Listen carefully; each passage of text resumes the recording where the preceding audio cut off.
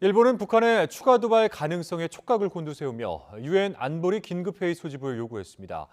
이런 가운데 북한이 쏜 미사일이 3발이라고 발표했다가 2발로 수정하면서 정보 분석 과정에 오류가 생긴 것 아니냐는 지적이 또다시 불거졌습니다. 보도에 김세호 기자입니다.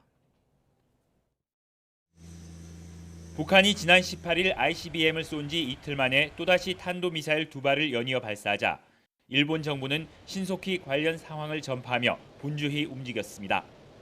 기시다 후미오 일본 총리는 곧바로 유엔 안보리 긴급회의 소집을 요청하며 한미일 협력을 강조했습니다. 情報収集、警戒監視、そして日米韓の連携を深めていかなければならないと。 일본 정부는 지난 18일 북한이 쏜 미사일은 2017년 11월 발사한 ICBM 화성 15형과 동일한 계열로 추정했습니다. 그러면서 또 다른 탄도미사일 발사 가능성 등 북한이 추가 도발할 가능성이 있을 것으로 보고 있습니다.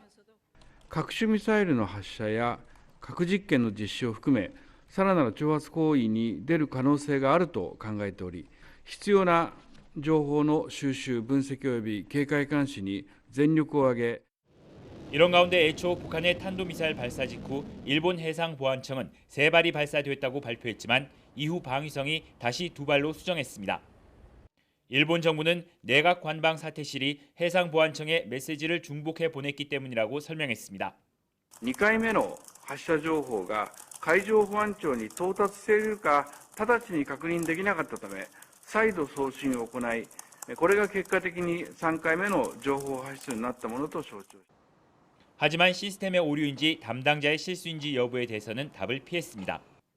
북한의 잇따른 탄도미사일 발사로 일본 정부와 언론은 안보 위협을 한층 부각시키고 있습니다. 특히 최근 일본이 미국과의 합동 군사훈련 강화에도 박차를 가하면서 반격 능력 강화를 위한 명분도 더욱 공고히 할 것으로 보입니다. 도쿄에서 YTN 김세호입니다.